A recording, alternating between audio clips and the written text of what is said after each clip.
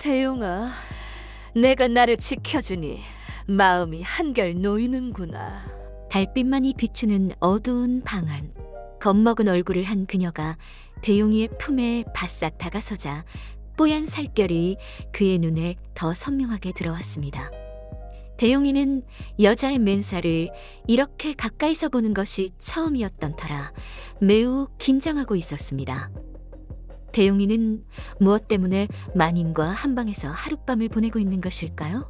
야담 연화, 과부에게 푹 빠진 동네 바보 이야기. 지금 시작합니다. 구독, 좋아요는 저에게 큰 힘이 됩니다. 꼭 부탁드려요. 옛날 조선의 어느 산골 마을에 대용이라는 청년이 살고 있었습니다. 대용이는 타고난 힘은 장사였지만 순진하고 어리숙해 마을 사람들 사이에서 늘 바보 취급을 받았습니다. 그는 남들이 하기 힘든 농사일과 나무를 베는 일에 능했으나 세상 물정에는 어두웠습니다. 그런 그에게 어떤 한 여성이 눈길을 주었습니다. 여성의 이름은 인옥이었습니다. 인옥은 처음에는 대용이를 단순히 마을에서 떠도는 어리숙한 바보로 여겼습니다. 그러나 어느 날 그녀는 대용이가 혼자서 큰 나무를 베어내고 무거운 짐을 나르는 모습을 보고 그의 힘에 놀라 그를 눈여겨보기 시작했습니다. 인옥은 과거 양반가 출신 남편과 혼인했으나 남편의 갑작스러운 죽음으로 인해 홀로 남겨진 과부였습니다.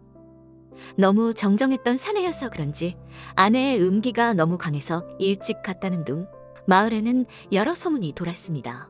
그녀는 소문답게 고운 외모와 능청스러운 말솜씨를 갖고 많은 마을 남자들의 관심을 받는 여인이었습니다. 그러나 그녀는 마을의 남자들로는 성에 차지 않았습니다. 그러던 중 그런 대용이가 그녀의 눈에 들어온 것이었습니다. 대용아, 요즘 혼자 살면서 많이 힘들지? 우리 집에 와서 같이 지내지 않겠니? 따뜻한 밥과 잠자리도 제공할 테니 내 일을 좀 도와주면 좋겠구나?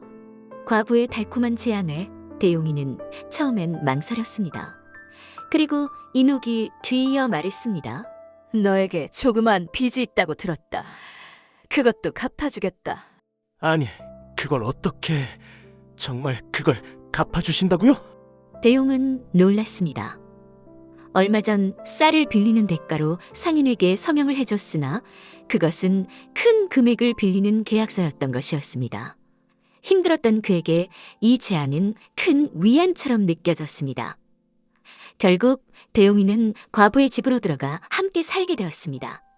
과부는 대용이를 다정히 대하며 따뜻한 밥과 안정감을 제공했습니다. 그녀는 마치 그를 가족처럼 대하며 그의 신뢰를 얻었습니다. 그러나 시간이 지나면서 그를 점차적으로 통제하고 점점 더 많은 일을 시키며 사소한 일에도 깎아내리기 시작했습니다. 과부는 대용이의 순진한 성격과 마을 사람들에게서 고립된 처지를 이용하며 내가 너를 챙겨주는 유일한 사람이라며 심리적으로 그를 의존하게 만들었습니다. 그녀는 대용이가 자신의 은혜를 당연하게 여기도록 상황을 조작하며 통제력을 강화했습니다. 그러던 어느 날 밤, 그녀는 그를 자신의 방으로 불러들였습니다. 대용아, 날이 어두우니 무서워 잠이 오질 않는다.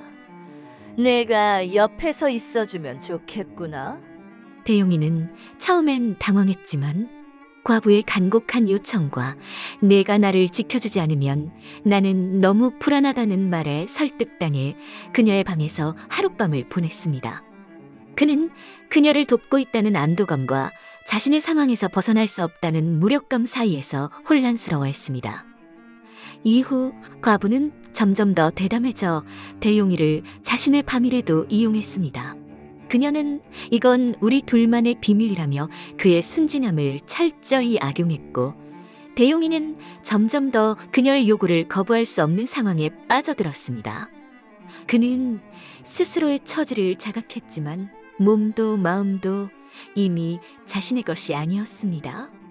대용이는 그녀의 요구를 거절하지 못하고 복종했지만 마음속에는 점점 억울함과 분노가 쌓여갔습니다.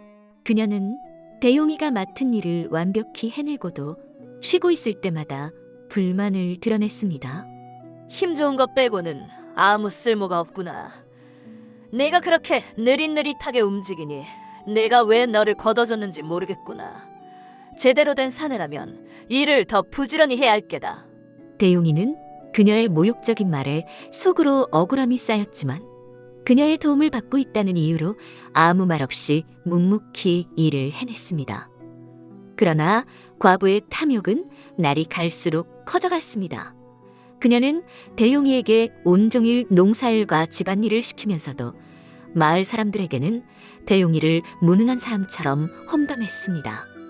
그녀의 이러한 행동은 단순히 그를 부려먹기 위한 것이 아니었습니다. 과부는 대용이를 완전히 자신의 통제 아래 두기 위해 그의 자존감을 지속적으로 깎아내리고 그가 자신 외에는 기댈 곳이 없다는 생각을 심어주려 했습니다. 그녀의 목표는 대용이를 정신적으로도 완전히 굴복시켜 스스로 탈출할 수 없게 만드는 것이었습니다. 어느 날 과부가 술에 취해 자신이 과거에 남편에게 약을 먹이며 병을 키웠다는 말을 무심코 내뱉는 것을 듣게 되었습니다. 그녀는 술에 취한 채로 그렇게 건강에 신경 쓰더니 결국 내가 끓여준 차가 마지막이 될 줄 누가 알았겠어? 라고 말하며 웃음을 흘렸습니다. 대용이는 그녀의 말에서 미묘한 비밀을 느꼈고 의심이 걷잡을 수 없이 커졌습니다. 이 말은 대용이에게 큰 충격으로 다가왔습니다. 그는 과부가 단순히 탐욕스러운 사람이 아니라 남편의 죽음과 관련이 있을 수 있다는 생각에 이르렀습니다. 의심이 깊어진 대용이는 과부의 방을 정리하라는 그녀의 명령을 따르며 증거를 찾기 시작했습니다. 그녀가 자주 머무는 방 구석에 잠긴 서랍이 있다는 것을 눈치챘고 열쇠를 찾기 위해 며칠 동안 그녀의 움직임을 관찰했습니다. 과부가 잠든 틈을 타 서랍을 열었을 때 그는 천으로 감싸진 장부와 여러 약재 관련 문서를 발견했습니다. 장부에는 그녀가 남편의 병을 악화시키기 위해 독성 약초를 사용했던 구매 기록이 명확히 적혀 있었습니다. 또한 대용이가 상인에게 서명했던 빚 문서가 이 장부 안에 함께 들어있었고 그 내용에는 과부가 상인과 공모해 대용이에게 빚을 떠넘긴 구체적인 계획이 적혀 있었습니다. 상인을 통해 그놈에게 빚을 지게 하고 내가 갚아주는 척하며 집안에 끌어들이면 된다는 내용은 대용이에게 충격을 안겼습니다. 내가 여태까지 종놈 노릇을 자처했구나. 나를 이렇게 만든 것을 후회하게 만들어주겠다. 대용이는 장부를 촌장에게 가져가 상담했습니다. 촌장은 장부를 확인하며 심각한 표정을 지었습니다. 이건 과부가 계획적으로 너를 함정에 빠뜨린 증거로 보인다. 하지만 이런 문제는 우리 마을에서 처리할 수 있는 일이 아니니 관아에 이 문서를 넘겨야겠다. 촌장은 즉시 문서를 들고 관아로 향했습니다. 며칠 뒤 관아에서 과부를 신문하기 위해 관리들이 마을로 파견되었습니다. 관리들은 장부에 기록된 약초 거래 내역과 약초 상인의 증언을 면밀히 대조했습니다. 한 관리가 과부에게 물었습니다. 이 약초를 구매한 이유는 무엇이었느냐? 과부는 당황한 기색을 보이며 대답을 얼버무렸습니다. 관리들은 그녀의 태도를 주목하며 대용이를 불러 증언하게 했습니다. 이 장부는 그녀가 남편의 병을 키우기 위해 독성 약초를 사용했음을 보여줍니다. 대용이는 담담하지만 확신에 찬 목소리로 상황을 설명했습니다. 과부는 끝까지 결백을 주장하며 눈물을 보이며 애원했습니다. 저는 억울합니다. 그 약초는 남편의 건강을 위해 준비한 것이었습니다. 제가 그런 일을 했을 리가 없지 않습니까?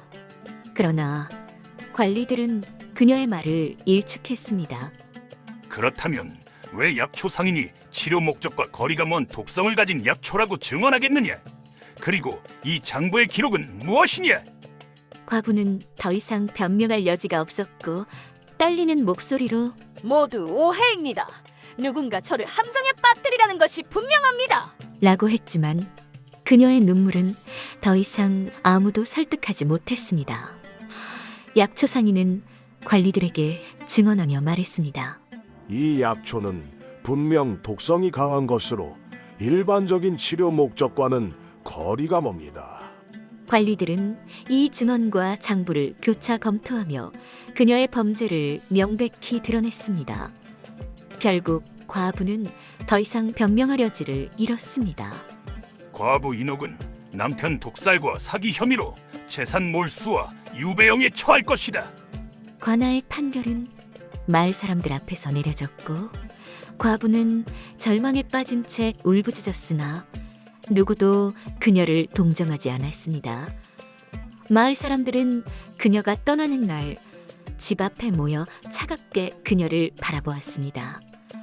과부는 울며 마지막으로 변명했지만 아무도 그녀의 말을 들어주지 않았습니다. 그녀는 유배지로 향하며 자신의 탐욕과 계략이 결국 자신을 파멸로 몰아넣었음을 깨달았습니다. 한편 대용이는 자신의 증언과 용기로 마을 사람들의 신뢰를 얻게 되었습니다. 그는 비록 힘든 시간을 겪었지만 스스로를 지키고 악행을 밝히며 새로운 삶을 시작할 수 있었습니다. 오늘의 이야기 재밌으셨나요? 나쁜 일을 하면 무조건 자신에게 되돌아오게 되어 있습니다. 여러분은 잘못하지 않았는데 구박을 심하게 받은 기억이 나시나요? 댓글로 남겨주세요. 앞으로도 좋은 이야기로 찾아오겠습니다. 구독과 좋아요, 알림 설정 눌러두시면 여러분이 가장 먼저 만나보실 수 있습니다. 감사합니다.